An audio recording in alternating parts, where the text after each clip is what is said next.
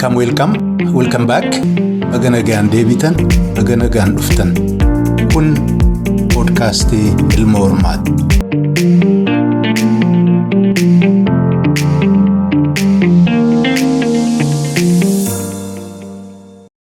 Shamaa kabajamoo hordoftoota podcastii Ilma Hormaa. Akkam ooltan, akkam bultan, akkam jirtu, nagaadhaa fayyaadhaa jajjabaattu, maaliif jirtu? Warri Ramadaana eegaltan akkamii? Bara nagaa naannoo garaa garaatti guyyaanuu gaggabaabduudha. Hin beeknu gaa warri immoo gara gama birraa isinitti ta'e xiqqoo guyyaan dheerachuun oolu. Gaa kunooti amma guyyaa 3 oofamee jira. Ka hafes gaa isiniif halaaffatu hin jedha. Sagantaan hadhaa waan danuudha gaa yaa jamaa. Addunyaan mukarbat taatee jirti. Lollinuu deemuun oolu ka jedhu gaa shakkiin jira. Kanarraan egaa waanuma torban kana tatta'an keessaa warra gurguddaa ta'e dubbii kunooti biyya Jarmanii keessa jechuudha. Munich Security Conference jedhanii gaggeessaa turani. Fixanii jiran torban darbee abbaa tokkorraa isinii dhiyeesseen ture. Hadha immoo waan biraa hojii jiraatti isinitti dabala. Kan biraas waa'ee Somaaleeti, Turkiidha, Imiraatiidha hin haftu.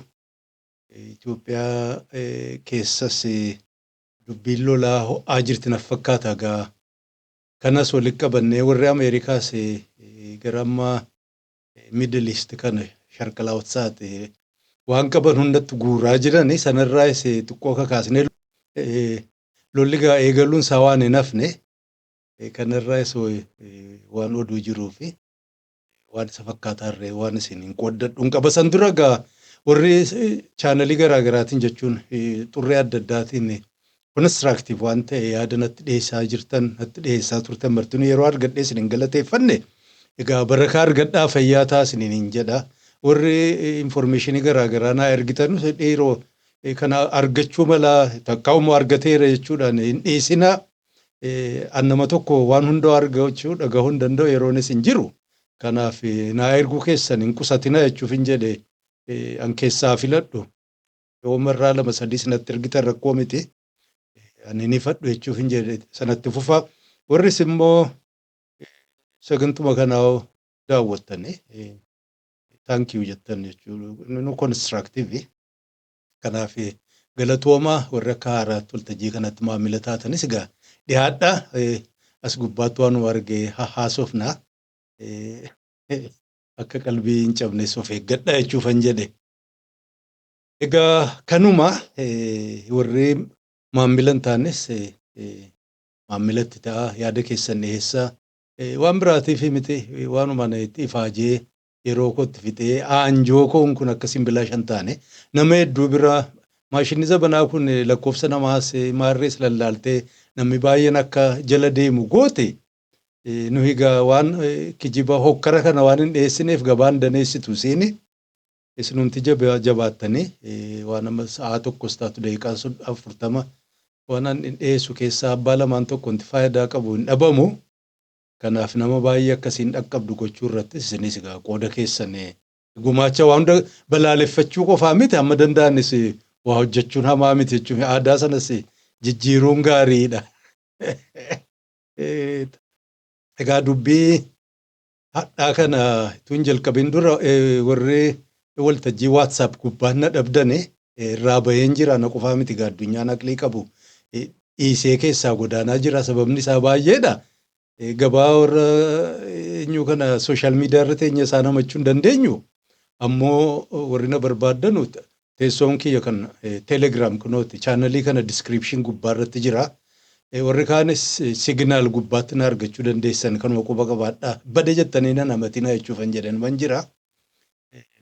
Gabaa hahamtuu kana keessaa namni bahaa jira. Oduun namni baay'een dhageenye warri mootiin Ameerikaa warra United Nations kunoo dhaabbata walta'iinsa addunyaa sana mormuudhaaf kan ofii Trump Board of Peace ka jedhu ofii isaatii ijaarratee jira. Sanaaf warri miseensa ta'an walgahii isaanii kan duraa torban kana gaggeessanii turani. Kunoo akkuma argitan suuraa kana gubbaatti. Yoo eenyutu miseensa ta'e jettanii ilaaltan addunyaa keessaa wanni diktaatara ta'e wanni amma moonaarkii ta'e warri olaantummaa ofiitiin nama bulchan jechuuf hin jedhe biyyi dimokiraasii ta'e irratti hin argamne hin jiru keessaa qoodan qabu. Yoo ankoo baree taate malee siinuu oduu dhaga'ee irraa maaliif nun seensisne akka jedhu keessatti argamuu qabna. Biraa hafuu hin qabnu biliyoona tokkos akkuma hidha abbayyaa sana namarraa illee taatu buusii kaafannee irratti argamuu qabna. Jookii taate dhugaan beeku. Ammoo kunoote maqaa isaaniis dubbisa amma duras waan kana himeen ture. Albaaniyaan hin hafne Arjentiinaadha, Armeeniyaa, Azerbaaijaan, Beelaaruus, Bulgaariyaadha, Kaamboodiyaadha, Masrii, El Salvaadoor, Hangaariidha, Indooneeshiyaa, Israa'el, Kaazakistaan, Kosovoo, Mongooliyaa, Paakistaan, Paaragwaay, Qaataar, Saawudiyyaa, Uzbeekistaan, Veetnaam fi abbaan warraa ankoo biree Imiraatiin jara kana egaa warri kana boordii kanatti miseensa ta'anii gariinsis humna waraanaa hin ergina ka jedhu waadaa seenteetti na fakkaata. Akka isaan dhaadataa jiranitti hin beeku sagantaan isaanii waan ta'e eenyutti dhuma sana gaazaa qofa irratti kan dhaabbatu hin fakkaatu. Mataanis qaallichuma Ameerikaati. Namni isa buusus namni isa shoomus hin jiru. Wanti cirachuuf taate beeku gaa sun dalagaa keenyaa miti asuma irratti biraa gallu. Kaan konferansii amma Jarmanii Muunik torban darbe Berliinin jedhee laata. Afaan kiyya kanatu ol keessadha yeroo garii. Muunik gaggeeffame keessatti ministeerri haajaa alaa kan biyya Ameerikaa achirratti argame egaa waan danuu waan akka ilaalcha kiyyatti waan hamtuu dubbate si keessaa nuhi uummanni adii gabbaasee jenne warruma Awurooppaa jedhe Awurooppaa fi warri Ameerikaa uummata tokko akka ta'ani seenaa boonsaa ka waggaa 500 seenaa fi qaroomina boonsaa kan amantii kiristaanummaa irratti ijaarame addunyaa kanatti mul'ate kan hin beekne kan hiriyaan qabne warri ijaare kun dhihoo kana keessaa erga lolli addunyaa lammaffaa 1945tti diigame boodatti dur babal'annee jechuudha. Gandarraa bahanii warri adiin kun jechuudha addunyaa kana to'atanii babal'ifatanii kan turan kun amma akka tokko shunturaahaa xiqqaataa dhufanii barri kun dhumachuu qaba. Seenaa sanatti illee qaanfachuu hin qabnu. Kana kufaatii kan nuuf fidde warra amma koominist sooshaalisti jedhaman kun USSR dabalee hamtuu fi madooshaa qabatee jedhee akkasiin addunyaa marsanii jedha. Civilization takka qaroominni isiidhuma waggaa 500 kanatti xiqqeessuun isaanii ganama siyaasaati. Waanuma siyaasaa dubbata namas seenaa miti. Ammoo addunyaan takka immoo qaroominni takka ittiin qobaasii waa hojjetti hin jirtu. Tokko tokkorraa fudhataa isa kan duraa darbe irratti ijaarrataa akkasiin as gahee isaanis Awurooppaanis yoo siqnee ilaalle guddinni isaanii erga Arabni qaroomina naannoo biraa ture jechuudha. Guurtee fiddee as biyyuma isaanii kun karaa amma Poorchugaalii fi Ispaanyaa kana Xaaliyaanii gara gadii kana Meditiraaniyaan waggaa 800 turte ergasii cabsanii booda waan isiirraa hafe qabatanii kan ol kaa'ani garuu kana inni nama siyaasaati waan sanyii oofaa jiran kanaaf egaa koloniin waan itti qaanfatanuu miti warra amma bilisummaa warra sooshaalistii qofaa miti warra bilisummaa ofiitiif kolonii warra mormaa tureetu warra kana dura dhaabbateetu seenaa keenya gaccabsee ka jedhu ka waamicha godheera. Cafaqatanii dhiisanii beeku kun akkuma argitanu viidiyoo isaa waan dubbateen boodas galanii manatti kun sooshaal miidiyaa Tiwiitara gubbaatti dubbiidhuma sana irra deebisanii maxxansanii akkuma argitan kana ittiin qaanfannu ka jedhu jechuudha agarsiisuu fi waan dhaalmiyaa keenya jechuudha kolonii sana addunyaa kana cafaquu kana wanti qaanfanyuu qabnu kiristaanummaadhaan bobbaane ammas ittuma fuufnaa isaati qaroominni eenyu saayikilik bakka inni jijjiirratti warri tokko ol ka'aa hin fixataa ofumaaf jechuudha. Ol ka'ee guddinuma sanatu immoo xaxa'eenii suma deebisee kuffisa. Amala sana mul'isaa jirani. Hammamtu isaanaaf hin beeku. Garuu ka hubate natti hin fakkaatu hubatu sorra siyaasaatiin nama agasuma raamaarree miti. Kunooti dubbii isaa amma tokko waliin caqasnu kaafii ofii keessanii barbaadaati dhaggeeffadhaa. For 5 centuries before the end of the Second World War, the West had been expanding. Its missionaries, its pilgrims, its soldiers, its explorers pouring out from its shores to cross oceans, settle new continents, build vast empires extending out across the globe. But in 1945, for the first time since the age of Columbus, it was contracting. Europe was in ruins. Half of it lived behind an iron curtain, and the rest looked like it would soon follow. The great Western empires had entered into terminal decline, accelerated by godless communist revolutions and by anti-colonial uprisings that would transform the world and drape the red hammer and sickle across vast swaths of the map in the years to come. Sakana nandu jalqabarra siniin jedhe warri mishiinii warri maarreen warri lafa qabatu de koloniin bobba'u waggaa 500 bobba'anii waa meeqa guddisanii addunyaa kana cafaqatanii nyaataa turan suni 1945 booda warra kolonii ofirraa kuffisuuf qabsaa'oo fi warra immoo sooshaalistaa jechuudha. Eenyuma dooshaa diimaa fi hamtuu diimtuu qabatanii addunyaa kana marsanii jara kana balleessee ka jedhu gaag achirraan kan ka'e kufaa dhufne jedha.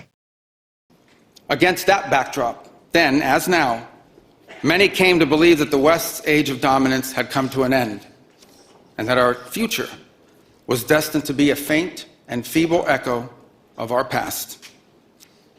But together, our predecessors recognized that decline was a choice, and it was a choice they refused to make. This is what we did together once before. And this is what President Trump and the United States want to do again now, together with you. Waan sana arganii warri koloniis ofirraa kuftee koloniyaalistiinis gandatti galtee koominizimii fi sooshaalizimiinis babal'atee jennaan warri kana arge bas qaroominni warra Awurooppaa warra adii dhumatee jira jedhanii akkuma ammas waanuma kana jedhaa jirani ammoo nuyi kufaatiin dadhabuun filmaata malee hiree keenyaa miti kanaaf gaa ol kaana jechuuf waammataa jira warra adii. And this is why we do not want our allies to be weak, because that makes us weaker. We want allies who can defend themselves so that no adversary will ever be tempted to test our collective strength. Inni saayibban keenya warra gurmuu keenya jechuusaati warra nuun baabsu nu waliin dhaabbatu kun akka isaan laafaa ta'an hin barbaadu. Yoo laafaa ta'an nus nu laaffisani egaa warra keenya naanni jedhu nu beekamaadha gabbaasee himuu hin qabu. Laaffatan yoo sin laaffatan nus laaffisanii achiin xiqqoo nu dhiibbaa nurra qabsiisuu akkaamu nu laallatu jalqabu ka jedhu dhaammata. This is why we do not want our allies to be shackled by guilt and shame. We want allies who are proud of their culture and of their heritage, who understand that we are heirs to the same great and noble civilization, and who together with us are willing and able to defend it.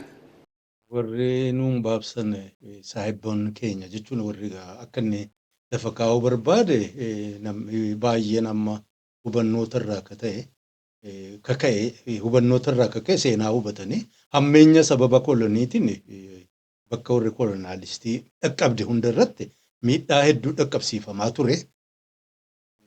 Ameerikaa keessatti Kaanaadaa ta'uu warra Laatiin Ameerikaa, Afrikaa, Asiyaa sana keessa kanaaf gariin waan sanaaf dhiifama gaafata. Waan zarafes garii irraa deddeebisaa seenaa keessas wanni sun akka badiitti ilaalamaa ture. Amma inni kan jedhu jiru kanaan mataan keenya hidhamuu hin qabu. Inumaa badii waan dalagne hin qabudha amma booda. Waan sanaan boonuu qabna. Qaroominni keenya, hojiin keenya, ka hiriyaa hin qabne, ka daangaa hin qabne bareedaa kaayirii gurguddaa noobil jedha waan kaayirii waan gurguddaa dalaganitti.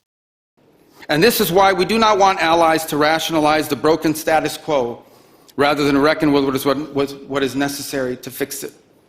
For we in America have no interest in being polite and orderly caretakers of the West's managed decline. We do not seek to separate, but to revitalize an old friendship and renew the greatest civilization in human history. What we want is a reinvigorated alliance that recognizes that what has ailed our societies is not just a set of bad policies, but a malaise of hopelessness and complacency. Egaa kanarra kan inni jedhuun warri Ameerikaa amma dura addunyaa tartiiba qabdu jechuun seeraa fi heeraan kabajaan bultu sana jala deemuuf qophii hin qabnu jedhan seenaa keenya boonsaa sana deebisnee ijaaruuf jechuudha. Qophoofnee waan jirruuf warri nu waliin dhaabbattan illee waan durii waan amma dura hojjetame sana zambii bade sanaaf mataanis hin hudhamee guddinni keenya caccabuu hin qabu ilmee ilmaan keenya waan dhaalchisuu qabnu waan wayyaa ta'e ijaarre kanaaf qophoofnee irra qophaa'aa jedhaa jira waamaa jira. An alliance is the alliance that we want is one that is not paralyzed into inaction by fear. Fear of climate change, fear of war, fear of technology. Instead, we want an alliance that boldly races into the future.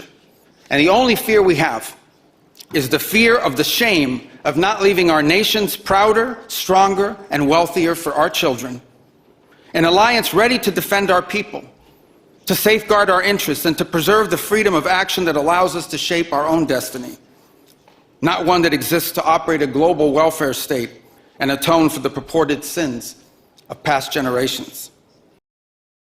Egaa isuma eenyu jedhe sodaama haalli qilleensa addunyaa uumamaa kun badaa jira jedhamee himamu kana teeknooloojiin amma hojjetamaa kun ilma namaa kana balleessuu danda'a kanaaf eenyudha seerri waan kana daangessullee yaa jiraatu kana kanaan sodaa kanaan hidhamuu hin qabnu jedha caccabsuu qabna kana hundarra dabarfannee waan dhaalle kana bal'isnee egaa olaantummaa keenya mirkaneeffachuu qabna kanaafuu hammataa jirra koloniin akoloneeffannoodha waan biraa miti imperializima deebi'u haasaan isiin amma duraa turte kun nu himmata jabaadha seenaan keenya bareedaadha hagabbaannee addunyatti kana hacafaqnuu qophaa'aa jiraan egaa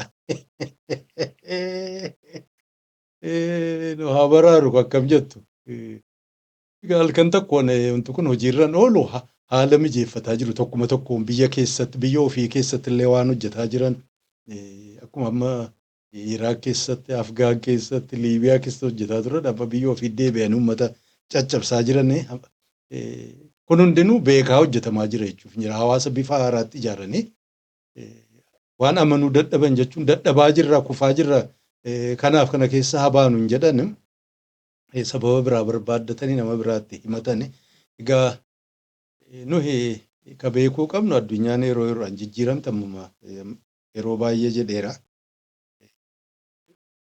civilization takkooma qaroominni marmaratee taa'een kufuuf naa ka'u isii sanaan hambisatti tattaaffiin nu godhutullee isa kuffisa hammam jiraataanis hin beekamu gariin waggaa 1000 hedduu jiraate gariin immoo waggaa dhibboota murtaa'aa jiraate haa ta'uti egaa addunyaa kana keessaa tokko ol ka'ee beekamee gaddeebi'ee kufaa ol ka'aa gaddeebi'ee kufaa amma egaa jarri kun akka sanyiitti wal haammataa jiran nammee isaan dura dandeettii qabaatee dhaabbataa jiru yoo jiraate warruma karaa Aasiyaa jiru egaa itti dhaqqabuudhaaf waan isaan hojjetaa jiran argaa jirtanii nuyi keessaa hosen warri Itoophiyaa jirtan ammoo kolonii jala jirtanii yoo eenyudhuma waan biiliyoona tokko fudhatanii miiliyoona 11 isinii kennaniin akkuma Adnaan Faashoogii fi eenyuun Jafaree Epistiin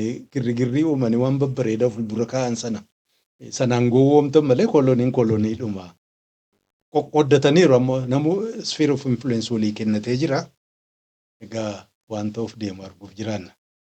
Kun kana kan biraa achuma moggaadhuma walgahii amma Berliin akkan jenne afaan kiyya Munich Security Conference namoota achirratti argaman cinaatti Station Nation jedhamu tokko warruma Imiraatiitu fandi godhanaaf fakkaata sabana dhiyoo kana kallicha duree warra security warra Saudi ture taaniin booda kallicha turban darbee eenyu Adnaan Kaashoogii sanatti fi gurbasa kaan Agaa Hasan eenyu kana abeedii sanatti mataa kan ture warra Saawudii jechuudha. Maqaa isaa dhahee dhiisee hin beeku. Bakka Kamaal bu'ee ture gaamma boqonnaa irra jira ol ga'ii sanarratti argame moggaatti interviyuu gootee waan gaggaafatte dubbii Israa'el akka inni itti ilaalu maali jettee gaafannaan kunoo kana deebisaa. Maybe different views. We've seen ambitions. We've seen Israel, for example, publicly stating that they want to develop what they call, what is it? Greater Israel, from the river to the river, from the Nile to the Euphrates. Dubbii Israa'el bal'isuu barbaadan gaa namni kun nama xiqqaa miti. Faamilii warra mootiiti. Intelijeensii isaanii gaggeessaa ture. Israa'el fedhii qaban jedha. Fedhii laga Abbayyaa irraa kaasee haga ollaa isaanii laga jiru Efraaxiis biyyuma dur Baabiloon, Iraaq fi Suuriyaa jidduu jirtu sana jechuudha. Kana hunda qabatuu barbaadan jedha. Dubbiin kun dhihoo kana babal'attee haasa'amaa jirti.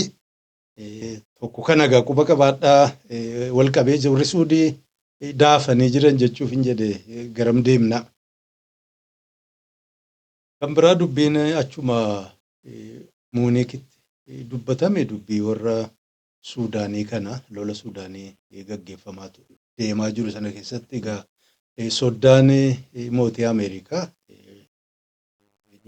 Masaad Paawulos innis joornaalistiin jabduun tokko gaafattee waan inni dubbate kunooti waliin caqasna. But Mr. Boulos, I have to get back to you and maybe a challenge which Mohammed brings, that there's enough talking. Because I understand that you bring together all these different parties, but it seems to me that this is the time, it's the time to get nasty, isn't it? Isn't it the time to put real leverage on the countries that are arming these factions? And the US has more leverage. President Trump has more power than anyone else. Come on, you can do it. Dhugaati kunooti isa kanatu gaa warra amma kwaad jedhanu biyyoota afran tokko walitti qabee nagaa buusuudhaaf tattaaffataa jirra. Maal eegdanii haasaadhuma qofa yoommoo G7 jedhani mootummaan Ameerikaa caalaa kan humna qabu hin jiru karaa hedduutiin jechuudha. Biyyoota kanarraa olaantummaa qaba maaliif eenyuudhuma mukatti hin cabsine jedhe naasti mukatti hin cabsine maal eegaa jirtan jedhe kunooti deebii inni kenne. I agree with you. We've been quite patient and we've been quite accommodating. We wanted to make sure it's a successful process. Yeah. We've been engaging with both sides and all the relevant actors. However, too much time has gone by and it's about time to act. In fact, next week at the UN with the Honorable Secretary Cooper, we're going to have some serious talk and action. There will be some action. Dhugaadhaa jedhu as jettu naaf gala nuyi yaada garaagaraa humnoota garaagaraa isaan dhagahuuf dhaggeeffachuuf waan isaan barbaadan beekuuf tattaaffii godhaa turre garuu amma sa'aan gaheera. Egaa torban fujire torban amma darbe kana keessatti United Nations Security Council walgahii gaggeessaniiru waan achirratti dubbatames isiniifan dhiyeessa achirra marreechuuf tarkaanfillee fudhachuuf deemna jedhe. Itti aante waan biraa gaafattiin. What is the pressure you're putting on him? What is the pressure you're putting on Hemeti? What is the pressure you're putting on Abu Dhabi to stop taking the gold which is coming out of Sudan at $5,000 an ounce? Warratti Imraatii yuun jenne siin keessa Abu Dhabi jettu maaliif Imraatii kana hundaa miti kawaa hojjetaa jirra addunyaan guutuun beekara. Warratti Abu Dhabiitti rakkoon kan qabdu waan hojjetaa jira hammeenya hojjetaa jiran kana dahaaba achirraa guuranii jechuudha. Aawunsi jettiin giraamii 26 maal ka ta'u doolaara 5,000 gurguraa jiran kana akka isaan dhaaban dhiibbaa maalii godhaa jirtan jette afaan baastee gaafatteen siin kun joornaalistiidha garuma amma biyya Ingilizii kanarraayi. Yes. Regarding the external support, our position is very clear, not just us, but all our partners within the Quad and all the other partners. We are totally against any sort of external support that we're seeing, and we're seeing it coming from all sorts of different sources, different supply routes, and to both parties. We're seeing it come to both sides, and this is totally counterproductive, absolutely, to the mechanism and to the process that we're putting in place. So we were waiting to put a full and comprehensive mechanism in place, but it's not just about the ceasefire. It's about the entire peace plan. We have a complete vision. Again, not just at the Quad level, but beyond. We have a complete vision, and the single most important aspect beyond the humanitarian aspect, of course, which is the top priority. And by the way, here, the United States has contributed $2.5 billion since the beginning of this war, just towards humanitarian aid and support, and we remain the single biggest contributor to date on that.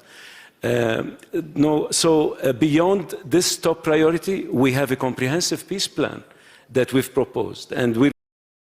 waan kana gochuuf deemna waan godhatattaafataa jirra Ameerikaan maallaqa ganaa gargaarteen maraamina jedheen ibarran maale irra deebite jechuudha gaafachuuf teesse dhaggeeffadha. But I'm still not understanding how, I mean, I've looked at some of the principles of your peace plan. It hasn't been published yet, but I've looked at it. It looks great.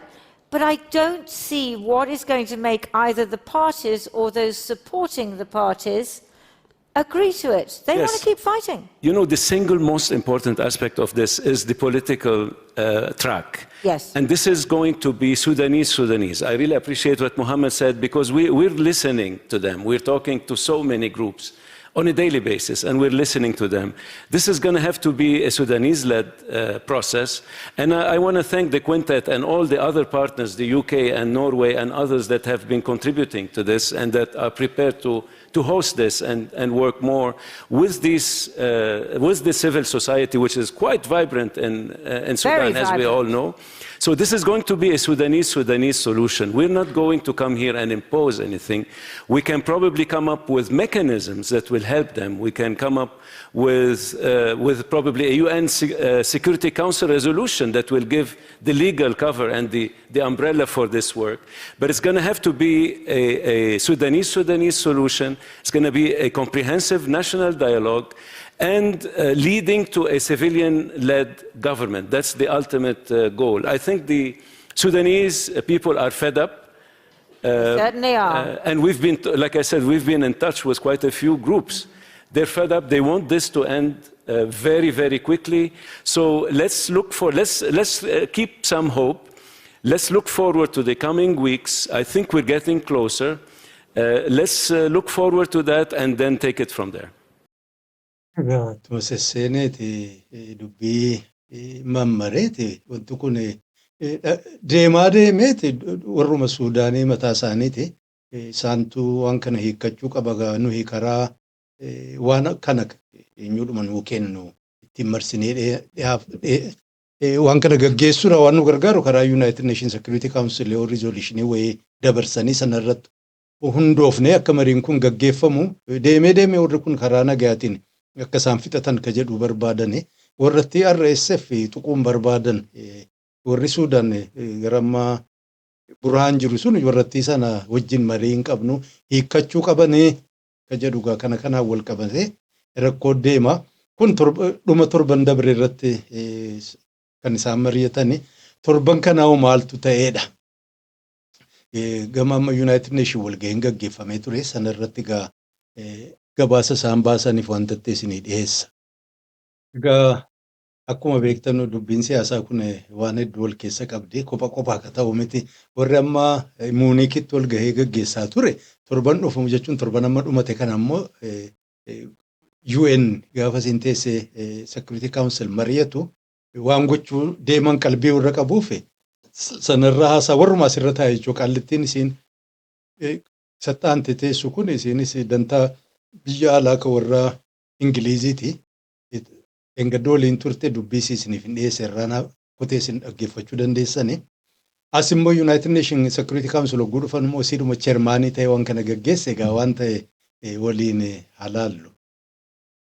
Kan dura gabaasa baasan United Nations fact finding mission ka jedhu warri kun egaa gabaasa isaanii baasan dubbisuu dandeessan kunooti fuuluma sii duraa tokkoon fi waan isa keessa hamaa arginu asirra isinii maxxansa ofii keessanii barbaada dubbisa Suudaan jala hallmarks of genocide in Al-Fashar jedha.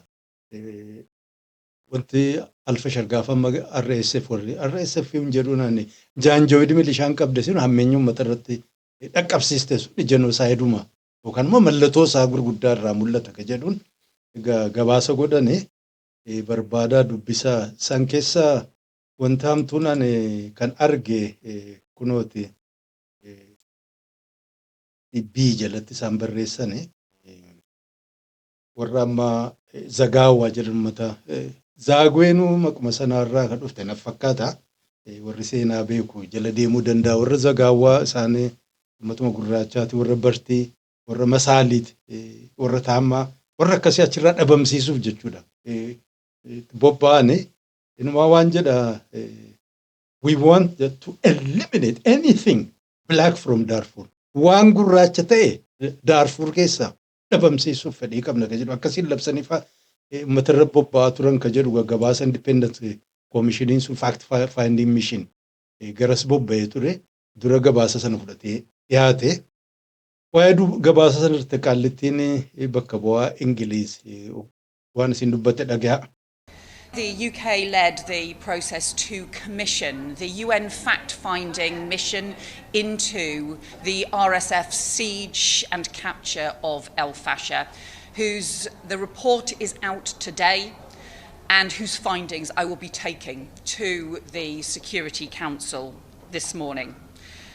Sumamma mata sinirra oke sana gabaasa sana irraa dubbatte gabaasa sana mataaf gabbaasnee jirra gaan sana qabadheetan walgahii Security Council dhiyeessuuf deema kana miidiyaadhaaf dhiyeessaa jirti.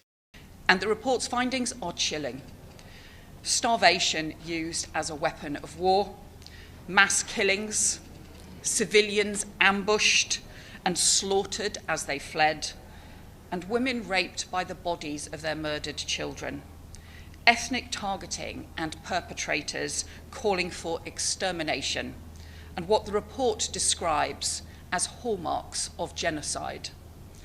Today we will take this report to the Security Council so the world cannot look away. Gabaasni hedduu waan qalbii nama cabsaati hammeenyi hedduu dalagame uummata agabsanii kaan ajjeesanii ogummaanii lubbuudhaaf jechuun lolli ka'ee baqachuuf deemu dubartii eenyu godhanii ijoollee lafarraa hedduu daga. Because we need action from across the international community. International criminal investigations and accountability for vile perpetrators and justice for victims. We need to extend sanctions. We need international pressure for a humanitarian truce and a ceasefire. And we need an end to the arms flows that are fueling this conflict. And we need the same international energy as we had rightly around securing a ceasefire in Gaza. We need now that to become the pressure for a ceasefire in Sudan. Because Al-Fashar should have been a turning point, and it wasn't. Instead, the world has failed the people of Sudan, and it can fail them no more. Gabaabumatti egaa wanti Al-Fasharitti hojjetame sun warri jaanjoon milishaa hammeenyi siin dalagdu sun addunyaan hin argine hin dhageenye jedhaniif achirraa fuula maqsuun hin danda'amu. Yakki achirra dalagame sun sadarkaa addunyaatiin qoratamuu qaba. Warri waan kana dalage sirriitti qoqqobbiin irra kaa'amuu qaba. Egaa walumaa galattuu hammeenyi kana fakkaatu addunyaa keessa mul'atee hin beeku. Kanaaf fuulli addunyaa akkuma warra Gaazaa sana nagaa buusuu irratti tattaaffii godhame addunyaan guutuun fuula siyaas deebiste balaa Suudaan irratti dhaqqabee fi dhaqqabuuf illee deemu kanarra uummata baraaruu qabdi ka jettu dhiyeessiti gabaasa guutuu sana gaa kunooti mata duree isinii kaa'een jira dubbisaa. Achi gaa walgahiin taa'e koomishinni sun jechuun United Nation Security Council bakka buutuun yookaan mitti aantuun jechuudha Under Secretary qaallittiidhuma Ameerikaati Rosemary DiCarlo jedhamti. Isiin immoo waan isiin haasaa goote irra gabaabdu tokko isinii dhiyeessa. Madam President, the horrific events in Al Fasher in October 2025 were preventable. While Al Fasher was under siege for more than a year, the Office of the High Commissioner for Human Rights repeatedly sounded the alarm about the risk of mass atrocities. But the warnings were not heeded. Gabaasa dubbistu irratti egaa wanti alfashaaritti ta'e sun waan ta'uun mallee hambisuun hanqisuun hin danda'ama ture. Oduma seen alfashaar warri jaanjooid sun marsee ture sana keessatti United Nations warri mirga namaatiif dhaabbatanu waan kana hammeenyatti dalagamuuf deema haadha qabnu jedhanii turani hin taane. High Commissioner Turk has now alerted the global community to the possibility of similar crimes in Kordofan. Civilians are again at risk of summary executions, sexual violence, arbitrary detention, and family separation. Ammas kunoo warrummaanuu mata dureen United Nations mirga dhala namaatiif dhaabbatu suni wanti hammeenya alfashaar dalagame ka fakkaatu ammallee Kordofaan dalagamuuf deema. Kanaaf addunyaa dhagaa akka jedhu dinniine. During the final offensive of the RSF on Al Fasher, reports indicate that sexual violence against women and girls was widespread. Women and girls are also particularly vulnerable to displacement, poverty, and systemic exclusion. The time to act to prevent a repeat of atrocities elsewhere in the country is now. The parties to the conflict must adhere to international humanitarian law and human rights law. Those who violate these laws must be held accountable. Egaa gaafama alfashaars akkuma isiin duraa dubbatte isaan kunis egaa hammeenya hedduu dalagame dubartii fi ijoollee durbaa irratti gudeedamuun miidhaan gurguddaan dhaqqabuun sun hedduu hamaa ta'uusaa yoo amma dafne jechuudha addunyaan tarkaanfiin fudhanne ammallee kana caalaa hammeenya dalagamuuf deemaadha. Dheeraadha barbaadaati jala deemaa hundasaa waltajjii kana gubbaa dhiyeessuun hin ta'u. Ani waraqaa garaagaraa viidiyoo garaagaraa irraa kan isinii dhiyeessuu jiruuf namni hundinuu calliseedhuma afaaniin qofa yoon dubbadhe isin hin gargaaru. Namni gariin ofii isaatii guutuu isaa dhaggeeffachuu barbaada, haqiiqaa adda baafachuuf, guutuu isaa dubbifachuu barbaada, beekumsa ofii bal'ifachuuf. Kanaaf isaan kanaaf alaaffatuuf malee ofii hojii ofii dabaluu barbaade miti kan ta'e quba qabaadhaa. Achiis masaadumti kun erga UN'tti Security Council walgahii gaggeessee booda waan inni dubbate kunooti hogganoota matootii addunyaa jechuudha isaan waliin ta'etan hammeenya guyyaa 1,000 ol ta'u crisis jedhan balaa Suudaan keessa deemaa jiru kana haadha qabnuun ka jedhu yaada dhiyeessee fi jajjadha guutuu isaa dubbisaa kun asirratti firiis godhaati dubbisaa isin hiikaan oolu. Kana egaa gaafuma sana walgahiin kun dhumatee jechuun UN Security Council goggodhee waan dubbatanii achirraa ba'anii jennaan mootummaan Ameerikaa qoqqobbii irra godhe. Qoqqobbii kan isaan irra godhan namootuma xixiqqoo jechuudha. Nama sadi kunooti eenyuun isaanii Treasuryidha moo no Treasury'n ibsa baaseera xiqqoo diteeliin Treasury bira jira. Inni kun Department of State warruma dantaa haajaa alaati. Kunooti xiyyaafannoo jala galchine jira warra koomaandaroota paramilitarii sana warruma viidiyoo marree marseenaa nama ajjeesu naa dhaadatu marree mul'atan warruma gajjallaa jirtu jechuudha. Nama sadi abuluulluufa fi marree geedoo marree warra jedhaman nama sadi jechuuf itti jaanii kan jedhaman sana isaan sadan sana kunooti suuraan isaanii jara kana irratti inni kun abuluulluudha na fakkaatan warra hiriira galchee namarra shanaa ture isa kana inni kan geedoon isa kana kan tijjaaniin immoo isa kana warra kanaa kumaatamaan kan lakkaa'amu hedduu jirani jara kanarra qoqqobbii godhanaan hin beeku hammam horanii biyya Ameerikaa keessaa qabeenya akka isaan qabaatan hin beeku. Qoqqobbiin isaan jirre kanarra godhan kun qabeenyi isaanii firri isaanii maqaa isaaniitiin jechuudha. Biyya Ameerikaa keessa akka jiru sana firiis gochuudha. Bubbulee immoo yoo wayyaa ta'an immoo pireezidaantii gochuu danda'an argaa jirra.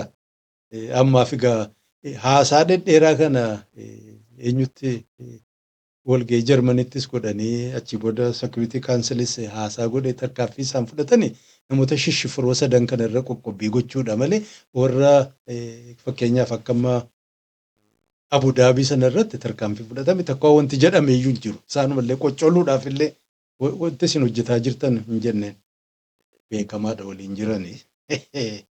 Eenyuun adaba. Egaa warri Jaanjawid Bilishaa kana eenyuun firaa yoo jettani kunoo fakkeenyaaf namni jabaan isaan firooma qaban waa hundaa karaa Itoophiyaatiin ergamaafii ture kan beekamu tokko sabaattanyaa Nugusee eenyuun tokko gaaddisa tokko jala jirani isa kana kan biraa Wiiliyaam Ruutooti warra Keeniyaa asiinis daaba gurguran jedhamee shakkama obboleessee eenyu dagaaloo kana dukkaadhuma qaba jedhan achirraan eenyu daaba zanafame kana babbaasaa lama isa kana hunda isaaniitiif abbaan immoo qaallicha kana jechuudha kan Suudiin itti kaatee jirtu. Jira kana egaa sabaattanyaa Nugusee Afrikaa Yuuniyeen kursiin isaanii waajjirri isaanii shaggar keessa taa'a. Pan Afrikaanizim lallabaa yoo jedhan gabbayee haasaa ture. Garuu warra uummata gurraacha lafarraa dhabamsiisan እነሱ እኮ ጥቁሮች ናቸው nama jedhe warra Beenishaanguliin jara kana jajjabeessaa jirani. Beekaa jechuuf jedhe warri miraatii jala jirtan nama kaan akkuma maqaa balleessaa ooltan sanatti ofiis warri Jaanjawiidin deeggaraa jiraachaa nama gurraacha Afrikaa keessaa dhabamsiisaa akka jirtan quba qabaadha jechuuf jedhe. Barri numa dhufa seenaanis himuuf jiraata. Kan biraa gabaasnee an qabu anaaf haaraa natti ta'e dubbii ammas United Nation warri riippoortii wayii baasane kunooti mata duree riippoortii sana barbaaddanii akka dubbistan irras ni kaa'e. Alqaayidaa yookaan wanti alqaayidaa fakkaatu jala caasaa maqaa garaa garaatiin qabu suni akka malee babal'ataa jira addunyaa. September 11 as yeroo sana sadarkaatti turerra amma akka malee babal'atee biyya hedduu keessa jira jedhu gabaasa isaan baasan ajaa'ibee tammeenan dubbise jedhee laallaan akka jiru maqaa garaa garaa tolfattee maabarri isaanii Afrikaa kana keessa natti hin fakkaatu tureen eegne waan fakkeenyaaf Moozaambiik keessa Koongoodha, Somaaliyaan beekamaadha, Burkiinaa Faasoo jirani, Maalii jirani, Niijer jirani, Beeniin jirani, Koodivuwaar keessa jirti, Naayijeeriyaa jirani, Kaameeruun, Chaad biyya kana hunda keessa jechuudha caasaan isaanii yookaan biraanchiin isaa dameen isaanii babal'atee hojjetaa jira maqaa garaa garaa tolfanii Daa'esha ta'uu, Jeniima ta'uu, Alqaayidaa ta'ee, Alshabaab jedhiini kanneen hunduu heddumminaan babal'atanii nama dhibaa jiranii.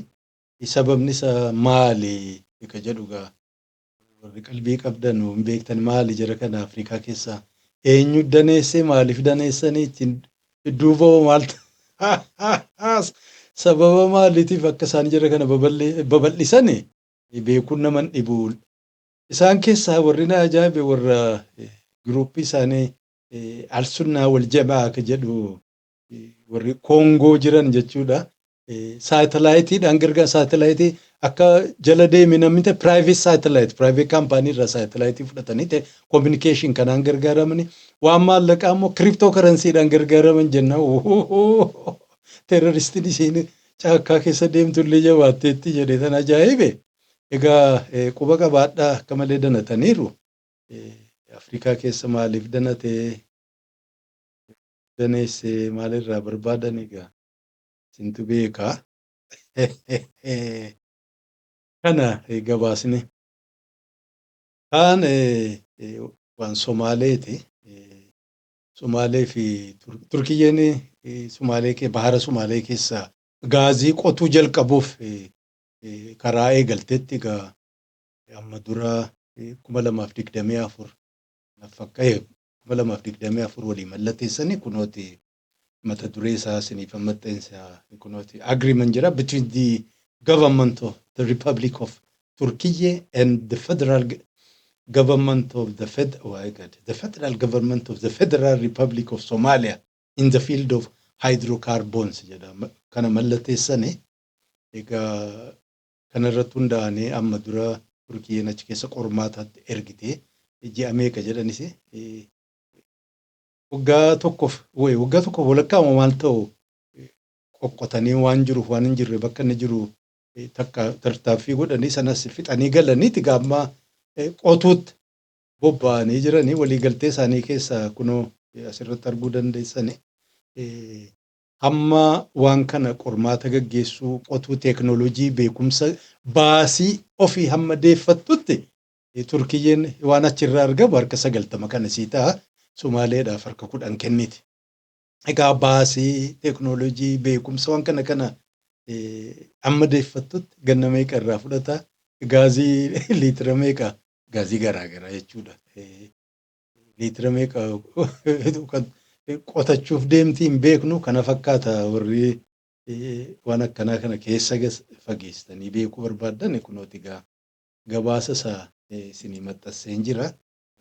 Jala deemaa laalaa kunooti markabnee inni qotuuf deemu isa kana karaa jalqabeera already gaheemoo karaarra jiran beeku dhaquuf deema gaa addunyaa keessa isa arfaffaati jedhama.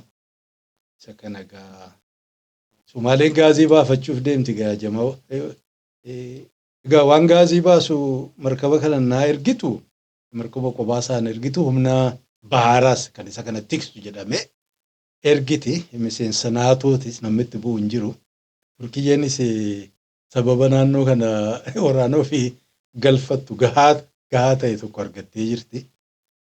Horn of Afrikaa gaanfa Afrikaa akkuma jiruun eenyudhuma ta'uuf deema gabaa waraanaa jechuudha namni humna waraanaa hundinuu achitti ol ziyaaruuf deeman na fakkaata. Kana quba qabaadhaa. Kan biraachuma Somaalee irraa fagaatiin torban kana ramadaanni seensuma ramadaanaa irratti pirezidaantiin Somaalee kan durii jechuudha eenyu maqaan isaanii Musee Bihii Abdi jedhamu sana. Ibsuma dhaamsa ramadaana irratti hirkate dhaamsa uummataaf baga ramadaanaan siin ga'ee ramadaanni kan kayrii kamaarree isiniif haa ta'u ka jedhu hawwii ramadaana erga dabarsee booda dubbii waliigaltee mootummaan takka immoo pirezidaantii biyya isaatii fi Israa'el walii godhan sanarraa shakkiif gaaffii qabu dhiyeesse. haddii eeba idma berri waxaynu sugaynaa inay bilaabanto bishii ramadaan ee barakaysnayd ilaahay waxaanu ka rajaynaynaa inuu barakadeeda ina siiyo inoo fududeeya cibaadada iyo xasanaadka badan ee ku jira bishaa wixii cibaadada ee la qabto ama la kacabsiya in ilaahay inoo fududeeyo oo in bishaa ajar badan shaqaysano ayaan ilaahay umadaha nooga baryayaa waxaan u hambaleynayaa ummadda islaamka ah meelay joogtaba soo gelidda bisha ramadaan ee bilaabaysa berri gaar ahaan waxaan si gaara u tahniidinayaa ummadda reer somalilan gudo iyo dibad meelay joogtaba in ilaahay sanadkiisa bisha ramadaan barwaaqe iyo wanaag haasaa daqiiqaa 26 ta'u tokko godhee barbaadaa dubbisa jala deema isii keessa kan inni jedhe tokkoffaa waliigaltee godhame sana mootummaan jechuudha warri amma bulchiinsa isaa olii jechuun kaabineenumti mootummaa sun quban qabane paarlaamaan Somaaliilaand illee dhageenya kanaaf qaallichi dhaqee waliigaltee godhe sana uummataaf gabbaasuu qaba maalinni waliigalteen sun amma uummata warra Filisxeem achirraa buqqisanii Somaaliilaand fiduun keessa jiramu hin jiru nuyi akka ummata musliimaatti waan kana gochuun Somaaliilaand akkasiin ummata musliimaa addunyaa keessa jiruuf ummata kaan irraallee fira dhabdu akkasiin jibbamtu taasiseera jedha. Dhugaadha beekamtee argatu waan gaariidha jedha garuu kun isaan kanaa waliin gochuun baay'ee hamaadha ka jedhu dhufanii saasnaa qubatan humna waraanaa yoo fidan eenyuun loluuf Yamanii fi Iraaniin loluu yoo ta'e malee maal nu gargaara ka jedhu gaa. inay nagu tilmaanto Somaliland baa xumaynaysa islaamka oo ka hiilinaysa Falastiin oo aanu ka ilaalinaynaa inayna jebiso Falastiin horaan uga hadlay maalintii dagaalku bilaabmay oo shir jiraayad aan qabanayay waxaan ku idhi haddaad cid wax u taraysa intaad anaga noo hajabayso Falastiin wax u qabo maanta oo la galay heshiis oo waa la wada maalin walba intaasoo Falastiin dhibata kama hadlaan xeerka Somaliland waxa ku qoran dastuurka Somaliland wax alliya wixii diinta ka hor imanaya uu ka reebay Somaliland wala madaxweynaha ku dhicin wala baarlamaanka ku dhicin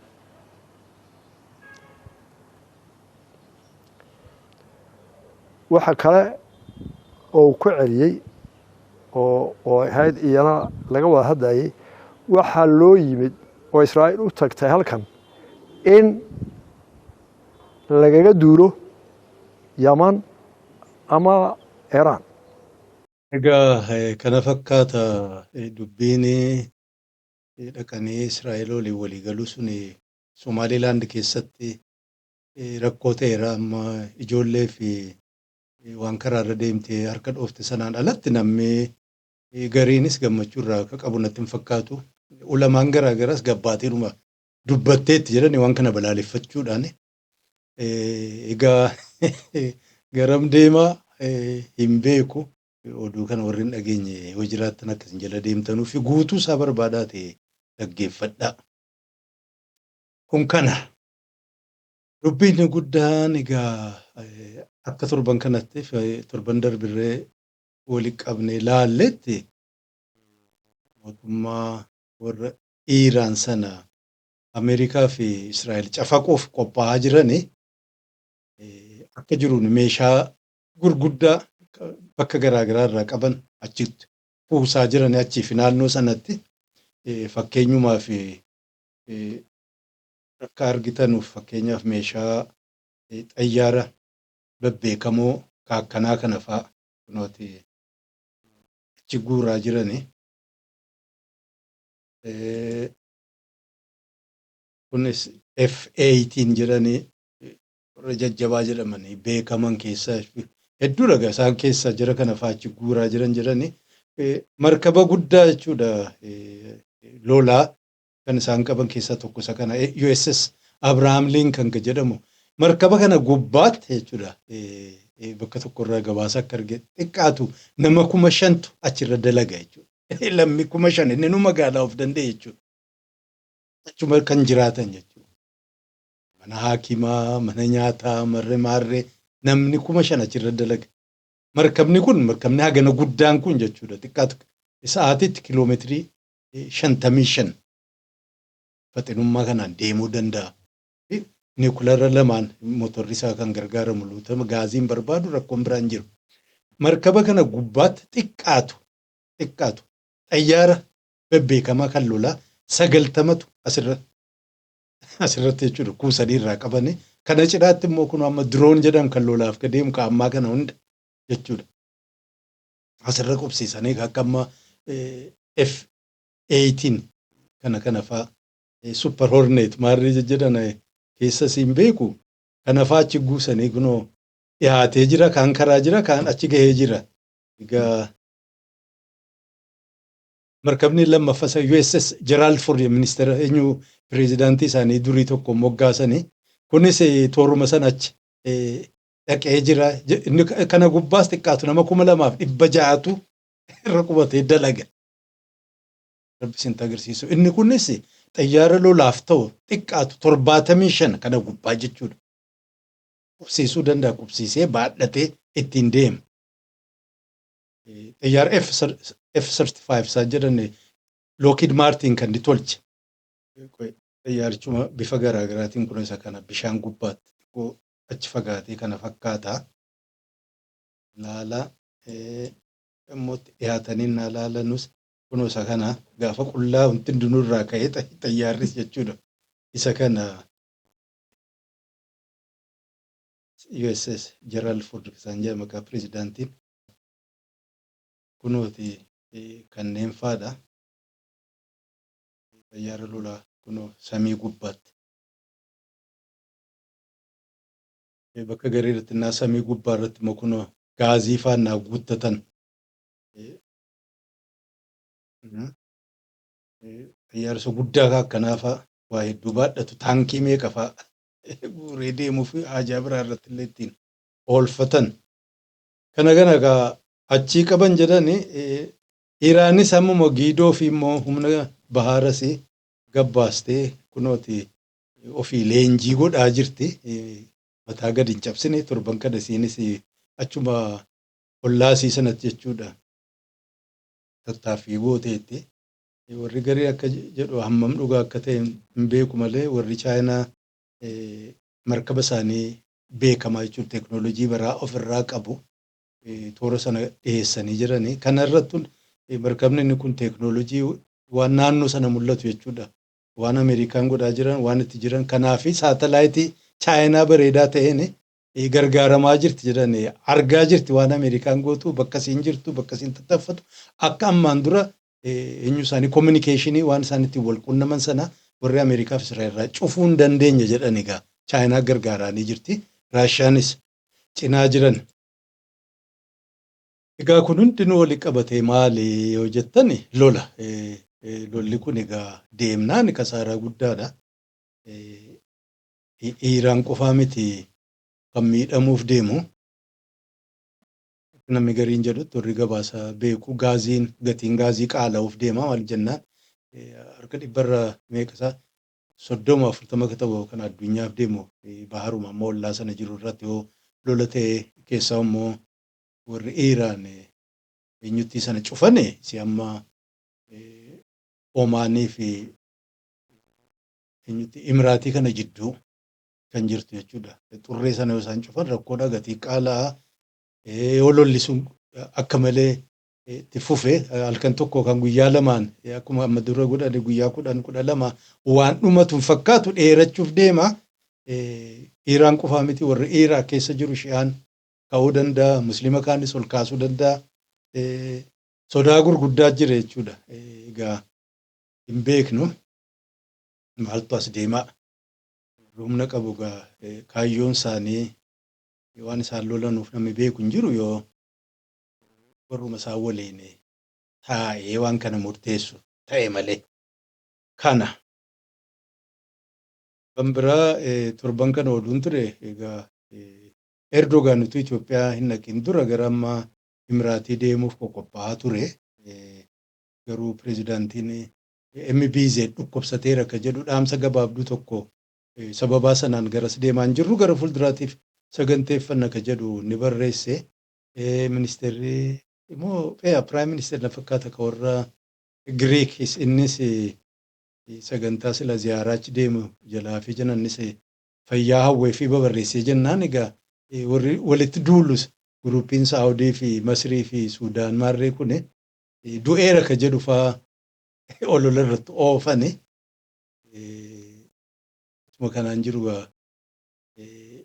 arguuf jiraanna qaallichi seenetara Ameerikaa Giraam kan yeroo darbe isinii dhiyeesse sun jechuudha warri eenyu kun Suudii dhiisaa Suudii dubbii dhiisaa Imiraatiin Zaayonistii miti maarree jedhe sun dhaqee jechuudha achi dhaqee achi suuraa waliin ka'ee maxxansee kunooti fayyaa qabaa.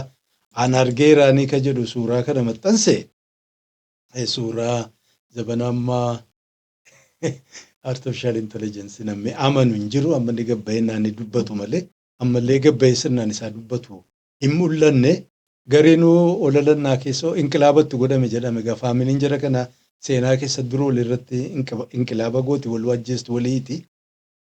Kanaaf ilma isaatuu mataa ta'e maarree jedhani. Waan amma suuraa maxxansuu kunoot fakkeenyaaf dhiyoo kana torban kana Chaayinaa keessatti waan Chaayinaan jedha biyya Hindii keessatti artificial intelligence ilaalee walgahii gaggeeffamaa jira.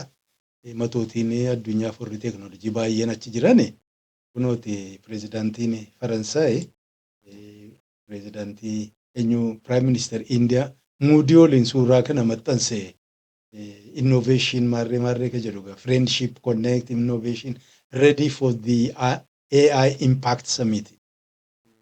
Akkuma ijoolleen xixiqqoon gootu I love you sana maxxanse. Suuraan kun suuraa dhugaa miti.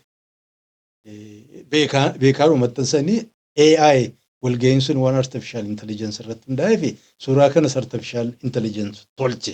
Kanaaf suuraa kanaaf isa kanallee maaliin adda baasnaa ka jedhu namni gariin diddidaa jira. Kana gaa qaallichi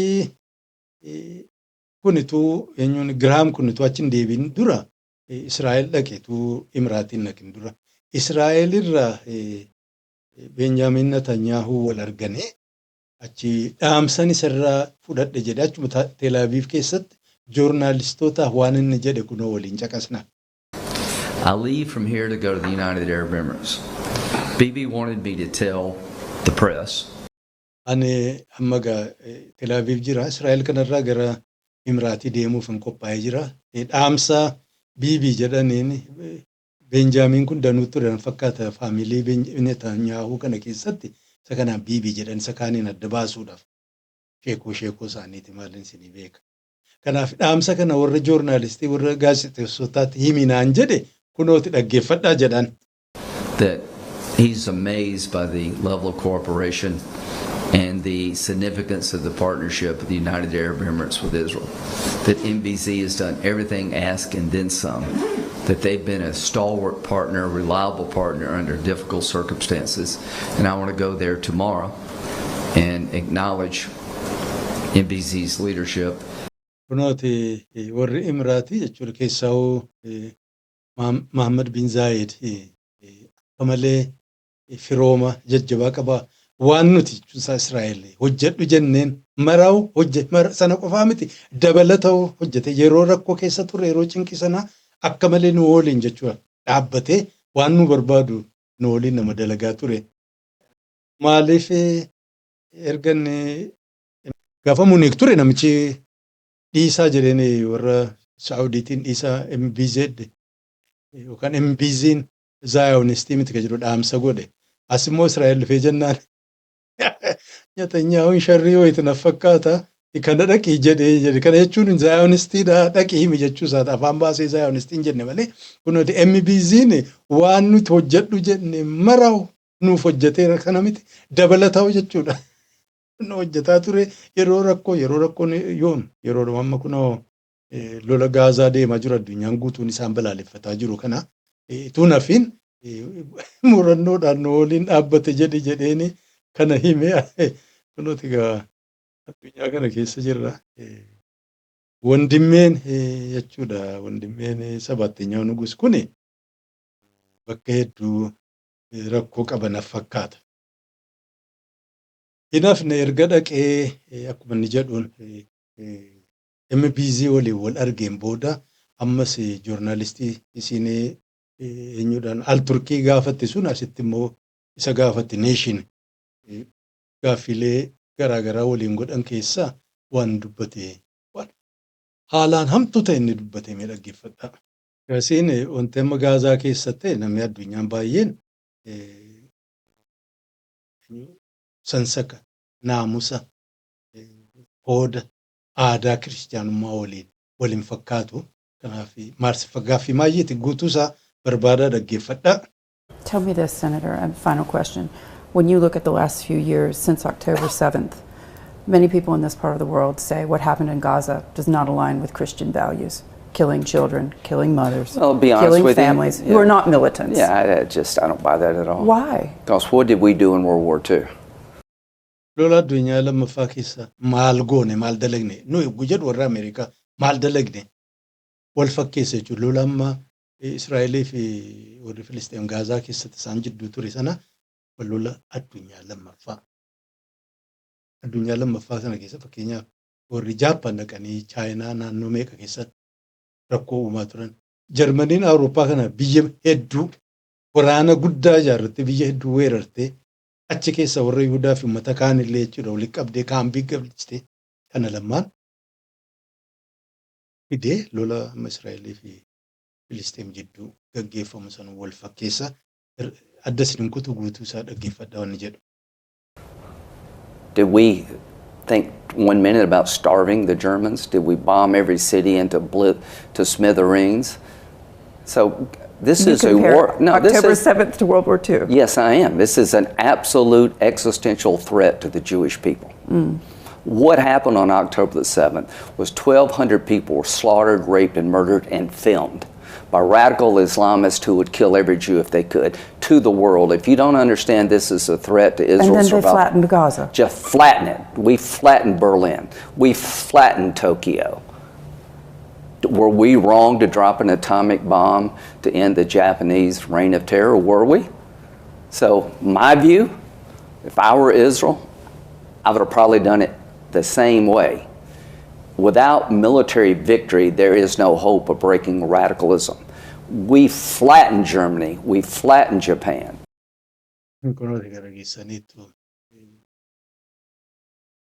Germaniin daaraa jine, Jaapaniin daaraa jine. Ituu ana ta'e, ituu anis bakka Israa'el ta'e akkuma jiruun jara kanallee lafarraa fite. Raadikaal Islaam jedhanii inni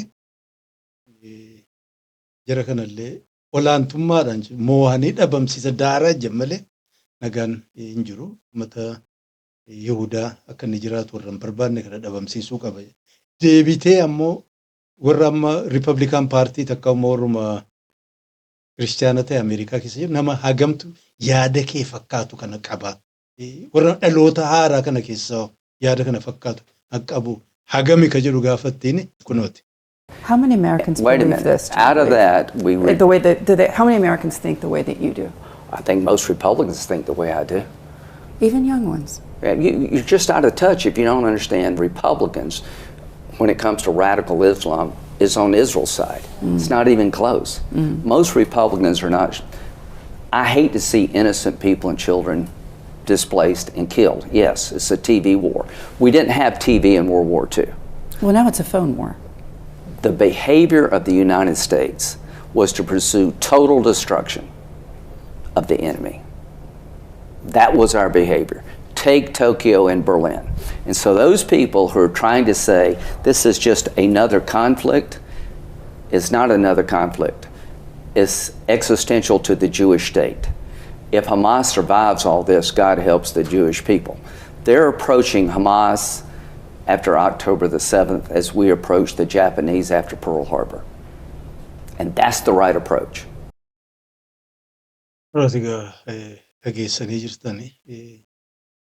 Yoo warri Riippablikaanii akka isaanitti yaadan hin beekne homaa waan addunyaatti jiru quban qabdu jedhaan. Isiin asliinsi nama Ameerikaati hojiidhumaaf warra kanaaf dalagde. Kunooti egaa kana fakkaata warri Riippablikaan yaada kana jechuudha. Ummatuma warra Gaazaa kana lafarraa fixuu akkuma Ameerikaan gaafama Jaappaanii kana boombiidhaan lafarraa fixxe sana jechuudha. Atomic bomb dhukaaste agaadhaa'oo eenyuunsa qulqulloofne akkas gochuu qabna. Kanaaf Israa'el illee warra Gaazaa kana ija kanaan laaluu qabdi. Ka jedhu dubbate kophaasaa miti. Dhaamsuma pireezidaantii fi paartii isaa qabatee olii gad deemaa jira. Egaa kana fakkaata warri gama Itoophiyaatti innis hin deebisa egaa oduu kamaayyi. Isin dura warri ankoo baree kun joornaalistii wayii tokko waliin wal dhibaa jiran na fakkaata. Waan amma walitti bu'iinsa Tigraay keessa deddeemaa jiru dhaqee gabaasuuf inni aanaan deemsa dhoowwaniin warri dimokiraasiif dhaabbannee nu himaarree jedhanii paarlaamaa keessatti akka waan biyya ta'anitti himan kun joornaalistiin tokko dhaqxee ilaalte akkasiin hin gabaasne illee sodaatanii ofirraa hambisanii kanarratti warri amma jaarmiyaan Reporters Without Borders ka jedhu ibsa gabaabduu tokko baasee jechuudha. Namni bilisummaadhaan keessaa miidiyaan bobba'ee akka inni hojii isaan hojjenne uummatan beeksisne gochuu kana balaaleffate. Egaa warri biyyi keenya guddateera babal'ateera maarree jettan kun kanaafuu maal jettan? Lolli walitti bu'iinsi deemaa yoo jiraate miidiyaan bilisa ta'e bobba'ee gabaasa gochuu yoo gabaasa sanallee jibbane PR ofii jabaa qopheeffatanii sanaan laamsheessuu malee akkuma jaamaa fi wallaalaa durii dhiifama jaamaa jechuun irraa malee akkuma warra wallaalaa durii humnaan jechuu hunda ugguranii akka barbaadan hafuura tuqtanii hin laalinaa hin dhagayinaan biyya bulchuun akkanaa jira. Karaa makiinaa miidhagsanii fooqii dheeraa tolchanii paarkii miidhagsanii garuu freedom bilisa ta'e namni waan biyya isaa keessa deemaa jiru dhugaa waan ta'e dhagahu addunyaan illee beekuu dhorkuu kana caalaa wallaallee jiru magaalaan miidhagfamus sammuun isiidhuma durii sanaa ammalleen bayyanan saayinsii and teknoolojii muuziyeemiin tolfameera itti nama bulchaa immoo isiidhuma duriiti kan inni dura kan biraa waanuma Itoophiyaa sana laallatee warri TPLF ammallee sammuudhaan waggaadhuma 50 dura bakka turan sana jiran na fakkaata. Sababa waggaa 50ffaa ijaaramuu TPLF ilaalchisee Dabratsiyoon Momaarree jedhan sun haasaa gabaabduu inni godhe dhagaa. ላዕላውነት ትግራይ ንምርጋጽ ሓድነትና ብምስጣም ናይ ህዝብና ፀገም ክነቃልል ካብኡ ላዕሉን ክንፈትሕ ክንቃለስ ቃል ንኣትወሉ እውን olaantummaa Tigraay jechuun Tigraayin akka inni itti ilaalaa jiru akka biyya of dandeesse tokkotti jechuudha. Isii sana kabajsiisuuf waadaa isinii seenaa jee Tigraay kutaa biyya tokko ta'uu guutuutti qalbii keessaan qabutti akka isaatti Tigraay biyya of danda'e wanta achi keessa dalagamu namni Itoophiyaa waan Itoophiyaa laallacha hayyama isaaniitiin ta'uu qaba akka biyya ollaatti. እቲ ተደጉሉ ዘሎ ወራር ብሰላም ብዘተ ክፍታሕ ብቦና ንፍፅመሉ ጥሒሱ ንዝመፀ ግን ንህልውናናን ድሕነትናን ኢልና እውን ክንምክት ግበአና ምዃንና ኣብዛ ዓለት እዚኣ ኣብ ዕለት የካቲት 11 ታሪክ ህዝቢ ትግራይ ታሪክ ሰዋእታ ንዝከረሉ እዋን ሕሉፍ ሓላፍነት ተሸኪምና ንቃለሰሉ ቃል ንኣትወሉ ዕለት እውን እዩ Balaa walitti bu'iinsaa as deemaa jiru kun yoo cabsanii humnaan nutti dhufan Tigraay amma biyya biraati jechuudha. Gara Itoophiyaatiin waraanee nutti dhufe waan kana ofirraa ittisuuf akkuma seenaa keessatti amma dura agarsiisne jechuudha. Qabsoon keenya ragaa ta'etti bilisummaa keenya mirkaneessuu muranneerraa sababa waggaa 50ffaa qabsoo kanaaf illee irra deebitee jechuudha. Irbuu kanan isinii seenaa isiniif seenna jedha. Ajaa'iba! TPLF adda bilisa baastuu uummata Tigraay maqaa jedhuun qabsoo jalqabdee gaafa naannoo fi bilisa baastee booda gabbaatee bobbaatee biyya biraa jechuudha. Naannoo hunda keessa bobbaatee waggaa 28 waan barbaaddu hojjetaa turte concentration camp tolchitee waggaa 15 waggaa 16 waggaa 20 uummata biraa dhiisiti ijoollee Oromoo sababa adda bilisummaa Oromootiin jechuudha. Kaampii hedduu keessatti nama garafaa, zarafaa, ajjeesaa, madeessaa, laamsheessaa ka turte suni waan isin amma Itoophiyaan adda taate biyya ofii kophaatti qabdutti naannoo si mootummaan seentiraal ta'e jechuun Ankobereen yoo waraana achitti ergite akka waan humni weerartuun biyya sii seentetti lakkaa'aa jirti. Gaafa siin Tigraay irraa kaatee Itoophiyaa naannoo biraa hunda keessa babal'attee humna waraanaa seetiin akkuma amma mormatti hidhatee jiru marxoo mormatti hidhattee nama fixaa turte sun gaafas akkamitti of lakkaa'aa turte. Warri amma isiif tifoozoo ta'anii isiin kun maarree ta'uudha maarree jetta gaafa sana waggaa 28 wanni isiin hojjetaa turte. Lubbuun jira bar namni baay'een mana hidhaasii keessatti ergaramaa kan ture namni qaamaan hir'ate. Warri jiruun isaanii jalaa diigam ilmaan isaanii jalaa ajjeefaman hadha lubbuun jiranii bara. Jara kana tamma akka waan Tigraay kophaa jiru mootummaan seentiraal ta'e mootummaa deeggaruuf miti. Baankii jiratu jira siviil sarvii biyya sana keessa jira. Waraanni Itoophiyaa Tigraay keessa seenuu maaltu isaan kun maaliif dhowwan? Waraanni Itoophiyaa naannoo amma seentiraal Itoophiyaa jedhamtu akkama saawus yookaan saawus maarrii jetti isin maqaa achi yoo deeme Ogaadeen yoo deeme weeraramne jedhanii himanii jirri sunis. TPLF akka malee of wallaaltee jirti. hogganoonni kaakkanaa kun faane waan barree ammallee 2026 marxoo mormatti marate lolaaf of qopheessa. Akkuma turii sana fakkaate zabana amma teeknooloojii meeqa Ankoobaree lolaaf kan isin qophaa'aa jirtu yoo Ameerikaan jechuudha amma waan meeshaa guuraa jiru sana achirra lola jalqabe gargaarsa inuma argatti beekti wal qixa jechuudha. Simultaneously lola seenuuf qophaa'aa jirti. Kana jechuun signaalii irraa argatteetti jechuudha.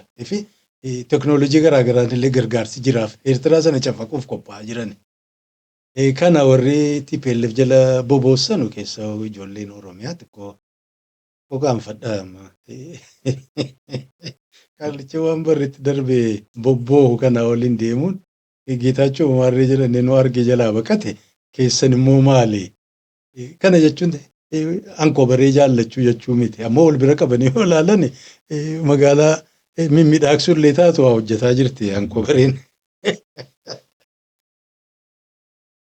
Kan biraa mootiin warra Turkii kana kun akkuma dura isin hime naannoo gaanfa Afrikaa sana biizinasa tottolfataa jira. Gaazii baafachuu waan deemuuf warri Itoophiyaa kana Ankoobaree kana xiqqoo ofitti as qabuun waan garii kontiraatolii mallatteessuun collummaadha. Kanaaf ziyaaraan naannoo dhufe kunooti akkaataa isiin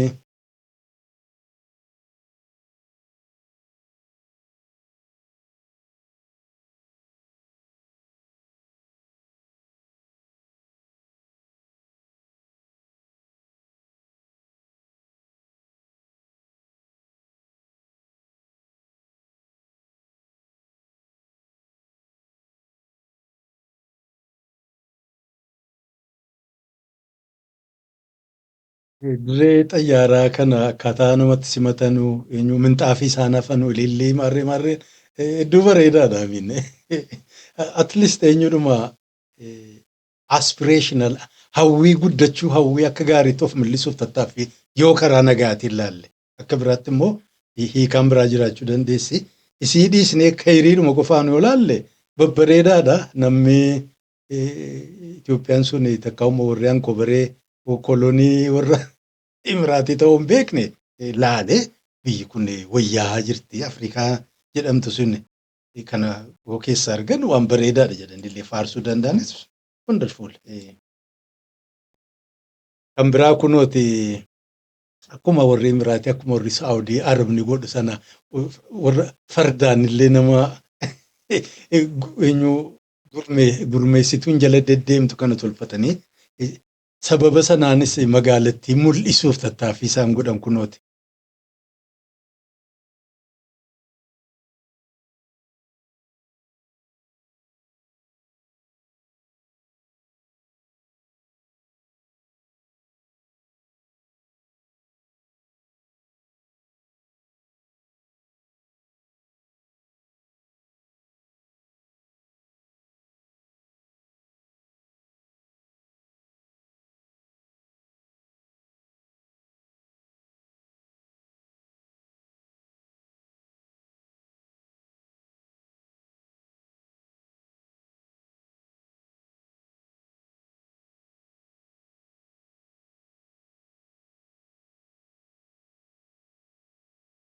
Egaa koppii warra kaanis taatus waan gaarii warra biraa irraa arganii dalaguun hamaa miti.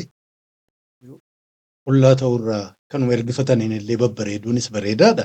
Kun hedduu natti tola. Magaalaan akka malee guddatti kana qofaa miti kilippii garaagaraa warri dhuunfaan eenyudhuma bloogers illee deddeemanii tolchan biyya garaagaraa ija garaagaraatiin magaalaa sana warra agarsiisan hunda'u amma danda'an daawwadha. Bareedaadha. Eenyuun construction deemaa jira. Magaalaanis qulqullaa'aa jirti amma danda'ameen. Manni haaraan eenyu skyscrapers illee dhadhaabbataa jiran bareedaadha kun hundinuu. Gaaffiin hanqabu jechuudha. Ammuma danda'ame guddataa jirtu kana keessatti egaa biyyi sun biyya uummata hedduuti. Gaafa amma shaggar jalqaba warri Giriikii fi Armeeniin ijaarrattu warratti baadiyyaa eenyu manzee sana waatti uwwisanii eenyu Armeeniinis daabarraa maarree tolchitee maqaa mataarra keessee huccuu wayis immoo alaabaadha jetteetti kennitee tolchiti sun waa zarafuuf sagantaa waan qabaniif warra Faransaay waliin taane karaa baaburaa diriirsanii biizinasa waan jiru qonna waan jiru lafa babbareedaa bakka giriitu bulchiinsa waa hundaa qabatan dantaa ofiitiif tolfan. Ammoo Chimboodas warri magaalaa Shaggar baay'inaan qubate warruma sanyii isaanirraa fi Arabarraa fi Turkiirraa fi Yamaniirraa fi warra akkasitti sanyii irratti warra hundaa sanatu baadiyyaa hundarraa baala abbaata ta'anii sakaan ciisenyaa godhanii Shaggar keessa isaanitti ittiin jiraataa ture. Isaan jiraa warra hiyyeessa isaaniif ergamee oolee bulutu Shaggar keessa jiraataa ture. Ammoo erga biyyi sun sirni fiudaalaa kufee waggaa 50 sana achi fooqii dheeraa ijaaramaa jiru kana baankii babal'ataa jiru kana industirii guddataa jiru warra immoo assembilii hojjetaa jiru import export gaggeessaa jiru kana keessa kan baataa hagamtu jira sidaamaa hagamtu jira kafichoo hagamtu jira dawwaaroo hagamtu keessaa qaba qooda qaba boorana nama hagamtu waan kana keessaa jiruutu itti jiraataa jira Gujii hagam Somaaliyaa hagam warra Ogaadeen Affaar nama meeqa kana sammuu kiyya keessa deema. Kan biraa dhiisiti warruma naannoo sana dhalatee guddate keessa aangoorra jiraman jedhamanii warri shakkaman takkaa immoo Amboo Maafiyaa jedhamee warri shakkamu jechuudha waa hunda isaan harkaa qaba. Isaanuu waan achi keessa deemaa jiru kana keessa qabeenya hagam horatanii jiran. Gabaabaatti guddinni achi keessa deemaa jiru kun uummata Itoophiyaa jedhamu sana hammam calaqqisa hammam qooda keessaa qaba moo ormata harkaa qaba. Eessaa gabaasa kan argachuu danda'ama jechuudha jedhe. Real estate bal'inaan eenyu dalagaa magaalaa kana babbareechuu irratti bobba'anii hojjetaa jiran. Kontiraata mootummaa irraa fudhatee takkaa uumamaa Zagaajaa Shankar irraa fudhatee kan dalagaa jiru eenyu faati. Biyya ol guddattu kana keessatti mootummaa olii warri hidhata qabu yeroo hunda guddachuudhaan hireen isaanii bal'aadha. Warri mootummaa irraa fagoo ta'e hiyyummaadhaan hafu. Baankiirraa karaa gabaabaatti liqee argachuu gareen isaa liqee argatee nyaatee diduun kontiraata garaagaraa militariif haa ta'u warra ministry of health haa ta'u ministry of education ministry of agriculture waan garii supply gochuudhaaf eenyu faadha warra kamtu ittiin gargaaramaa jira. Uummanni Itoophiyaa jedhamu sun bal'inaan jechuudha saboota amma maqaa dhahee fi kan hin dhoofne illee qooda keessaa qabu wajjiniin guddata guddina sana keessaa biddeena amma maaddii irraa dhiyaate keessa isaanis hamma isaanii malu jechuudha. Tattaaffisa isaanii irraa kutataa jiran akkuma durii gartuudhuma tokkotti ittiin guddataa jira. Moo warra alaati waan kana kan qabu. Eessaa argina gabaasni jiraa. Transparent kabraa dhiseeti. Gabataa laminaamin jedhamu sunuu maallaqni hagamee akka buufamaa eenyu buusaa jira. Magaala sana guddisuuf garaagara maallaqni hedduun kan dhufaa jiru construction ijaaruu irratti nan gaafatina akka jedhame sun hundinuu biyya. Security biyyaatiif ta'aati eenyutu waan kana contribute godhaa jira. Warri contribute godhe san immoo maal in return fudhataa jiran. Kana kanas mataa kiyya keessa deema. Egaa biyya kiyyaa biyya keenya uummanni jedhu transparent waan ta'e wanti mul'atu yoo jiraate jechuudha. Yoo dhugaadha nama jechisiisa. Hundinuu wal qixaa argatu jedhaan jiru. Ammoo hamma xiqqaateefuu qooda keessaa qabaachuu qaba. Shaggar kan uummata Itoophiyaati yoo taate uummanni Itoophiyaa achi keessaa waan guddataa jiru. Dinagdee amma babal'ataa jiruu wayyaa kana innilleen hammi tokko keessaa qooda qabaachuu qaba. Hin qabaan akkuma durii sana maqaadhuma jijjiirame yeroo maqaan ittiin gargaaramaa jira. Ta'u yookaan immoo ormaati jechuudha. Emiraatiin biizinasa hagam achi keessaa qabdi. Dachee hagam fudhatte eenyu kennee meeqa kafalte. Kana beektanii miidiyaan kanaaf barbaachisaa ture. Independent miidiyaan of danda'e. Paarlaamaa keessatti opposition jiraachuun kana kanaaf faayidaa ture hin jiru. Namuu waanuma tolfame kana harka dhahaa jennaan harkuma dhahaa oolaa bula. Jeffrey Epstein Adnaan Kaashoogin illee biliqliqee akkanaa maallaqa bakka biraatti kenname hojii biraatiif mul'isaa turan. Adnaan Kaashoogin paalaasii meeqa qabaataa ture akkuma jiru masaraa Speen keessatti mana ajaa'ibaa New York keessatti Switzerland keessatti Suudii keessatti haajaa biraatiif seenaan tolfamee fi nama jabaadha namni akka samaarree hin jiru naaw. Humna biraatu duubaan jira dalage. Baay'ee irratti gaafa haajaan irraa dhumatu lafa darbataniin. Epsteinis kanuma. Hedduutti mana ajaa'ibaa paalaasii garaagaraa fakkaatu horatee ture. Adnaan Kaashoogin markaba isaatiin cina xayyaara 3 qabaataa ture. Liimoozinii 100 mul'isuuf jechuudha. Biling kana. jiruu warra tujaarannaa mul'isan maaltu duubaan jira? Kan Itoophiyaa kanallee namni kana beekuu qaba. Wayi jira jechuu kiyyaa miti ammoo maalinni maaltu duubaan jira? Eessaa dhufe maallaqni sun? Sagantaan sun, pilaaniin sun yoomni alaa keessa jiraate maalirraa argataa jiru humni alaa sun karaa qajeelaa ta'een? Miliyoona tokko argatanii yoo miliyoona 10 isinii darbatani kun guddinaa miti saaminsa. Kana sammuu keessa na deemte jechuuf hin jedhe. Maalan beeka sila waa beekee asirraa lallaba ture. Kana kan biraa mootummaan Itoophiyaa takka immoo maal jettan baankii biyyoolessaa National Bank of Itoophiyaa kolonii taateetti. Amma dura dhoksaadhaan duuba ta'anii erga IMF waliin walii galanii booda isaan qofaa miti biyyi baay'eenuma akkasii. Garuu kan Itoophiyaa kun uumama bilicliciin bakka hedduu mul'atu ammoo liqaa irra jiru hafaluu waan dadhabdee fi tayaajiidha. Warri abbaa liqaa kenne sun nama lamatti ramadatee jira. Achuma baankii sana keessa karaa seera ta'een kan dalagatan jechuudha. Baankiin ibsa gabaabduu kana baaste maarreedhaaf kana gargaaru nama hin qaxarran itti ramadan sirnaan ramadanii beekamaa achi taa'ee masgaba faayiliisii jechuudha halkanii guyyaa sa'aatiitiin mallaqa siin gabbaasu to'ataa jira. Maaliif? Liqiitu irra jira. IMF qoosaan beektu.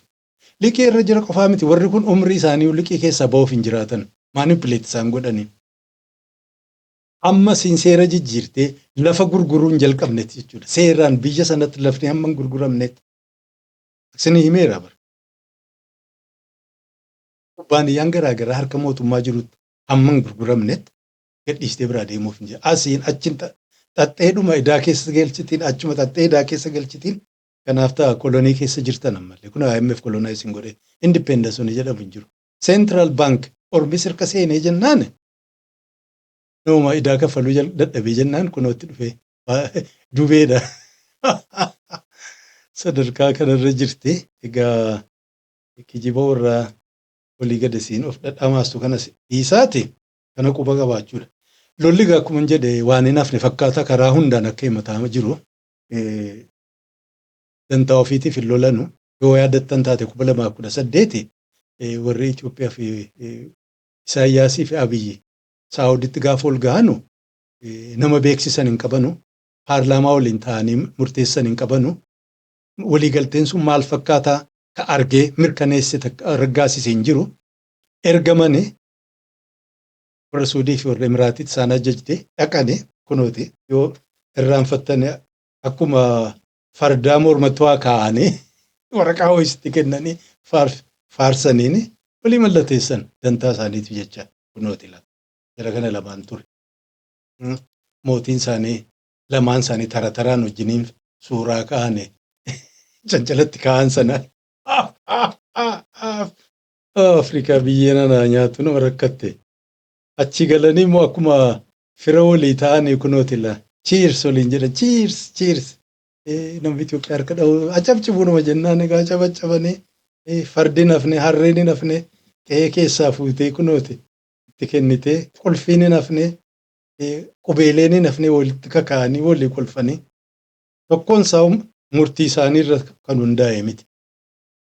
Ormata jajeen ormaaf bobba'an gaha jennaanis gargar baasaniin dantaa ammayyaa uummata Eritiriyaa uummata Tigraay guutuu uummata Itoophiyaati waan ta'u wanni isaan lolaniif hin jiru gaafasis. Jara kana. Isaan waan balleessan hin qaban. Sadarkaa uummanni Itoophiyaatti jirutti kan akka barbaadan akka godhan isaan. Sababa isaan amma maal isheen buufata asabiif marre kijiba sun. Karaa dhibba kan biraa jira waan sana argachuudha karaa nagaatiin yoo barbaachisaa ta'e. Biyyi lamaan uummata ofiitiiftu yaadani uummata isaanii gaafachuun silaa danda'e jechuudha. Isii Eertiraa jirtus isii shaggarteessu ankoo bareesse walii galteen hin danda'ama ture. Garuu sanaa miti. Warra ajandaa qabutu walii gadi isaan oofan. Warri Suudii warra Asmaraa jiru walii gad dhamaasaa jira. Warra amma kaartumitti deebi'ee kana amdurmaanti deebi'ee kana walii gad fiigsan. Warra Suudii Masrii. Shaggariin kan jirtu Israa'elii fi warra Abu Dhaabii jirutu ergatan ergaa isaaniitiif bobba'anii ammallee wal ajjeesuu qophaa'aa jiran jechuudha. Lola kana irratti gamnee warra Ankoobaree irra aanuu danda'an warri Ameerikaa fi Israa'el waliin jiraatan isaaniif karaa laafaadha.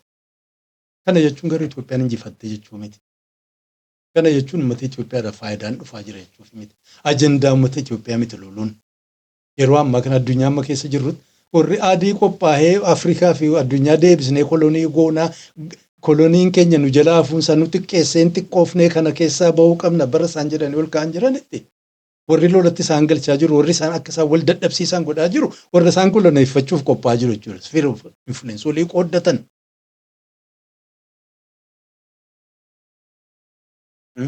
Ataarii fi warri Abu Dhaabii babal'atee biyya Afrikaa kana hedduu qabatee jira. Saawudii duubatti haftee amma reefu irribaa ka'aa jirti.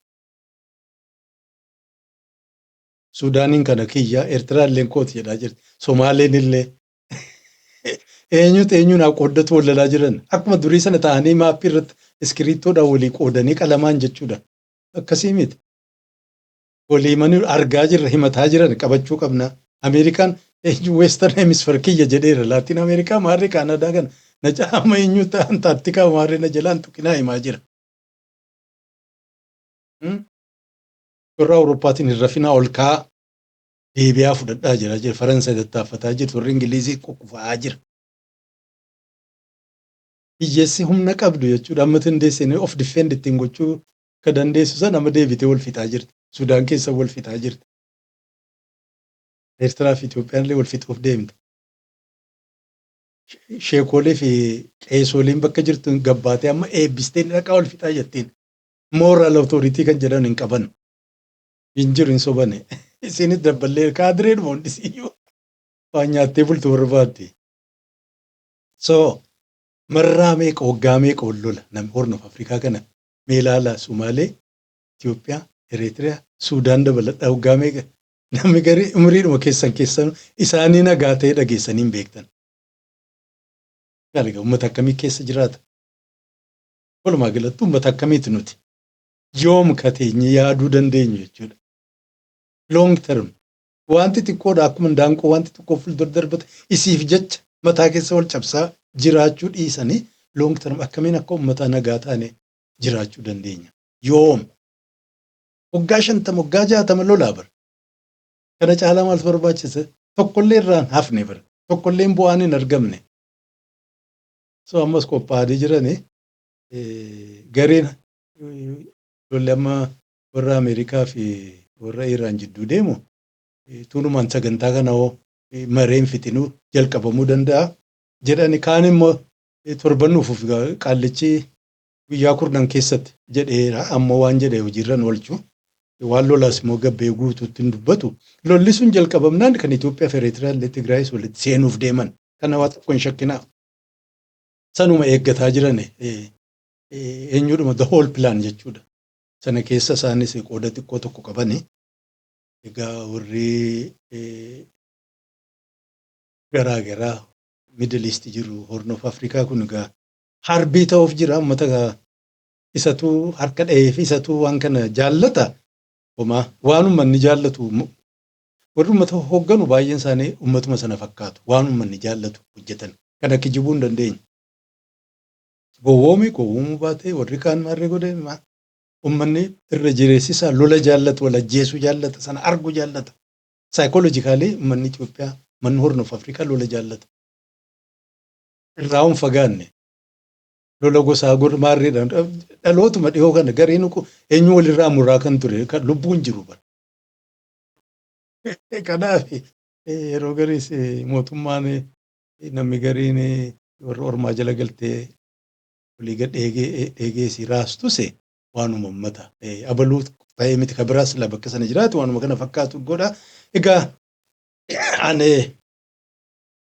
hadhaaf kanan an qabu hammanuma ammoo amma danda'ameen egaa silaa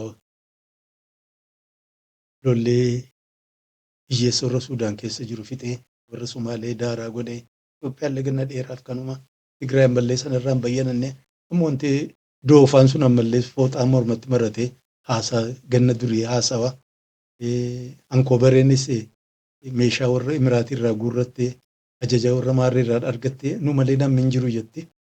Nu deemee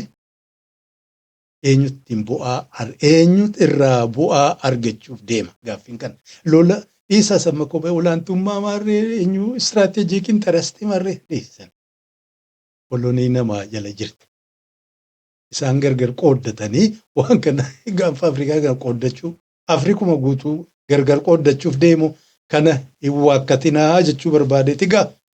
Hamtuu toltuu jalqabarraa kaasee waan an dubbadhe qalbii guutuun na waliin turtanii na caqasuu keessaniif guddaan isin galateeffadhaa waan ofii caqastan kana immoo namaa dabarsuun hin dagatinaa like subscribe illee maamila illee itti ta'a babal'isaa ittiin dadhabee sa'a dheeraan irraa fudhatee ifaaja kiyyaa xiqqaatu waanuma kanaa naa wal jajjabeessu jechuufanii gaa kanumaa sagantaa biraa qabadhee immoo yeroo kaan ammoo deebinutti marti keessanuu nagaan naa tura. Bye bye.